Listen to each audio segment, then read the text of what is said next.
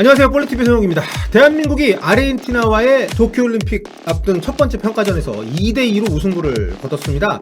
와일드카드 선수들까지 모두 합류한 이른바 완전체로 준비를 했던 합숙훈련 이후에 처음 갖는 그런 평가전이었기 때문에 굉장히 기대감이 높았는데 비기긴 했습니다만 그렇게 좋은 내용은 아니었고요. 동점 역시 막판에 그 엄원상 선수의 극장골 덕분에 만들어낸 성과였기 때문에 좀 아쉬움이 있긴 한데, 뭐 주전 다수를 선발해서 제외했던 것을 감안하면 나쁜 결과는 당연히 아닙니다.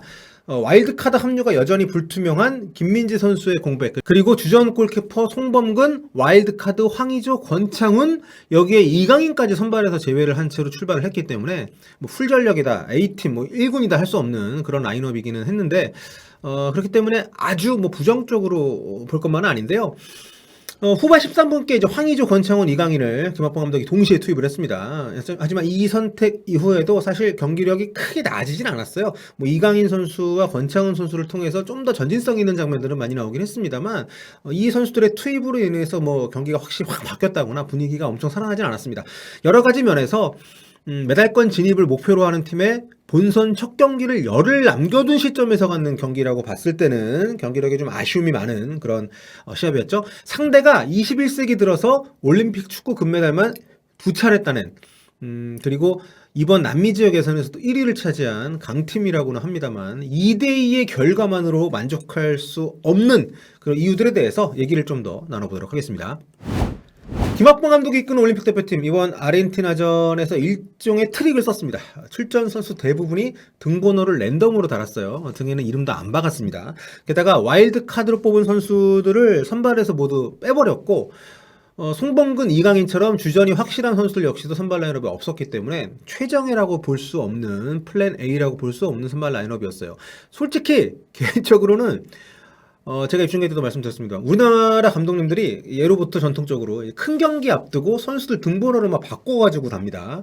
상대를 속이기 위해서. 그러니까 지금 상대 팀이 아니라 본선에서 만날 팀들이 분석을 할 때 좀 혼선을 주기 위해서 그러는데, 저는 개인적으로 굳이 뭐 이런 주의거든요. 옛날하고 다르잖아요. 옛날엔 정보가 많지 않았었고 인터넷도 없고 뭐 상대 팀 경기 영상 자체를 구하는 것 자체가 어려웠던 시기들이 분명 80년대, 90년대 초반까지도 있었으니까. 근데 지금 시대에 올림픽 본선에서 우리를 만날 팀들이 우리가 평가전 때 굳이 등번호를 바꿔달았다고 해서 분석이나 파악을 어려워하거나 못할 리 없잖아요. 누가 누군지 모르지도 않을 거고. 뭐 하지만 이건 제 생각이고 대표팀에서 더 잘 아실 테니까 뭐 그렇게 했을 거라 믿습니다.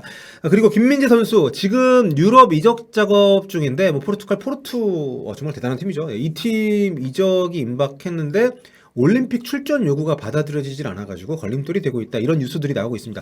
선수든 뭐 대표팀이든 용단을 내리는 게 맞지 않을까요? 17일이면 이제 출국인데 일본으로 22일이면 본선 첫 경기입니다. 열흘도 좀 안 남았는데 지금 평가전에 출전도 못하고 와일드카드 합류 여부도 미정인 상황이라면 수비의 핵심 역할을 해야 되는 선수인데 좀 불안 요소를 안고 계속 가는 것이, 네, 좀 모르겠습니다. 선수 본인에게도 만약에 이 이적이 올림픽 때문에 엎어지기라도 한다면 아무튼 뭐 잘 좀 해결했으면 좋겠고요. 아무튼 와일드카드 멤버들 합류하고 완전체로 훈련한 이후에 처음으로 갖는 평가전이었기 때문에 굉장히 좀 많이 기대를 모았습니다. 이번 두 평가전, 우리가 개최국하고 같은 시간대, 또 이동거리도 짧은 위치에 있다는 어떤 지정학적인 이점에 도움을 좀 많이 얻어서 잡힌 그런 경기죠. 아르헨티나, 프랑스, 이런 뭐 사실상 우승 후보들과 평가전을 가질 수 있게 됐다는 건 굉장히 행운인데, 하지만 아르헨티나전에서 김학범 감독 최정예 라인업을 가동하진 않았습니다.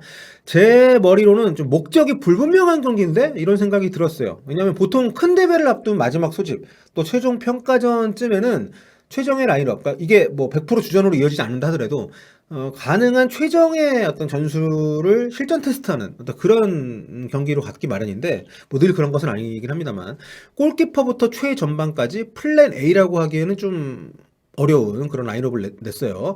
게다가 경기 시작부터 아니나 다를까 실수가 이어졌습니다. 최정의 1군 라인업으로 시작을 했던 아르헨티나 같은 경우에는 경기 시작부터 하프라인 위에서 강한 압박을 걸었습니다. 최전방에 190의 장신 스트라이커죠, 가이치 선수를 냈고요. 또 이선에 있는 선수들 역시 우리 수비수들과 이제 그 미드필더들로 하여금 제대로 볼 처리를 하기 어렵게 만들었습니다. 지금 그 아르헨티나 공격진들이 뭐 남미 지역 예선뿐만 아니라 굉장히 올림픽 대표팀에서 득점을 꾸준히 기록을 하고 있는 굉장히 결정력이 좋은 선수들이거든요. 그렇기 때문에 우리가 경기 시작 10분 만에 이제 실점을 했는데 상대 공격수들의 압박을 이기지 못한 수비 라인의 실수가 연달아서 나왔고, 여기서 걔네들이 이걸 노리고 나온 거니까 우리가 실수를 하자마자 지체하지 않고 바로 득점 기회를 계속 밀어붙이면서 맥칼리스터의 중거리 슈팅으로 이제 우리가 실점을 했는데, 맥칼리스터가 이제 이날 출전한 선수들 가운데에서 가장 에이스입니다. 등번호도 10번을 뭐 달고 있습니다만, 예선에서도 4골, 남미 지역 예선에서 이제 전체 2위를 기록할 정도로 득점력이 있는 선수고, 유일하게 프리미어리그에서 활약하고 있습니다. 지금 브라이튼에서 뛰고 있는 이제 공격형 미드필더인데, 압박과 공격 가담이 굉장히 인상적인 선수, 전반 내내 아주 위협적인 움직임을 보였는데 이 선수에 대한 대응을 하지 못하면서 실점을 했고요. 그러니까 이 장면이 제가 개인적으로 굉장히 걱정이 되는 게, 큰 무대를 경험하는 데 있어서 수비수 또 미드필더들이 겪는 가장 큰 차이가 바로 이런 강력한 압박, 피지컬적인 충돌, 이런 부분들인데, 우리는 이제 수비나 미드필드에 성인 무대에서 국제적인 경험을 한 선수들이 거의 없단 말이에요. 그래서 김민지 선수를 대표팀이 원하는 것도 이제 그런 이유일 텐데, 이런 아르헨티나전에서 우리가 전반전 내내 이제 불안했던 모습을 감안을 하면 과연 올림픽 본선까지 이게 안정화가 될 수 있을까? 이런 좀 걱정이 좀 많이 되게 했던 그런 장면입니다. 그렇다면 이 부분에 해답이 될 수 있는 김민지 선수 출전이 어떻게든 좀 빨리 해결이 되거나, 아니면은 다른 뭐 와일드카드 선수로 좀 빠르게 소집을 하든지, 아니면 없이 가든지, 뭐 하여튼 뭐 어떻게든 좀 빠른 결단이 필요해 보이는데, 경기 후에 김학범 감독 인터뷰를 보면 아직까지도 결론이 안 났어요. 협회랑 노력을 계속 좀 하고 있다고 하는데, 이런 상황에서 이렇게 길게 이런 좀 불확실성을 오래 끌고 가는 게 선수와 팀 모두에게 과연 옳은 방법인지는 솔직히 잘 모르겠습니다. 물론 뭐 저보다 훨씬 전문가들이고 당사자들이니까 더 잘 알아서 하시겠습니다만, 참고로 아르헨티나는 이제 골키퍼인 레데스마 선수 한 명만 와일드카드였습니다. 스페인 리그 이제 카디즈에서 주전으로 활약을 하고 있는 골키퍼 자리에만 이제 와일드카드를 썼고, 나머지는 다 어린 선수, 그리고 우리보다 오히려 평균 연령이 낮을 정도로 굉장히 좀 쌩쌩한 선수들 위주로 구성이 된 팀입니다.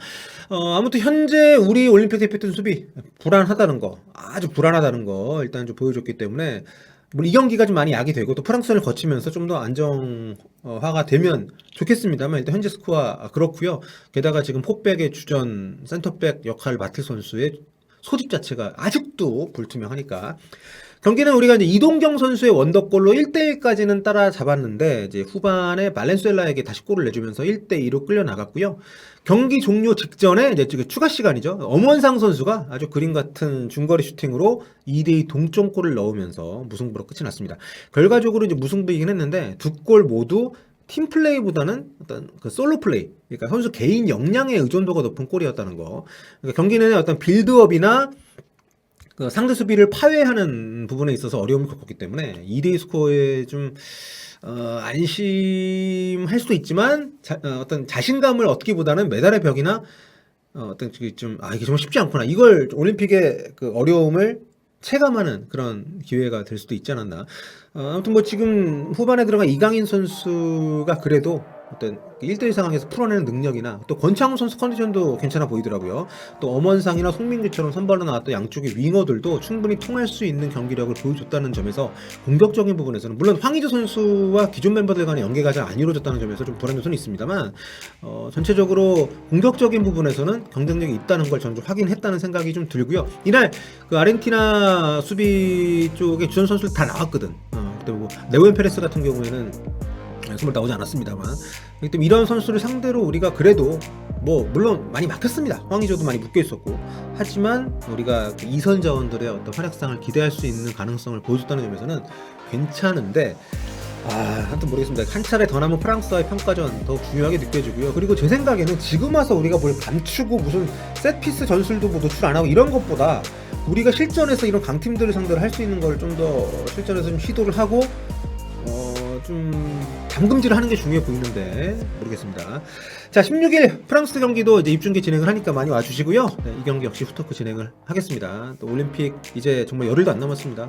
잘 준비를 해서 2012년 런던 올림픽 때의 그 필적하는 성과를 거둘 수 있었으면 좋겠습니다. 지금까지 폴리티비였고요. 여러분 다음 시간에 뵐게요. 볼빠.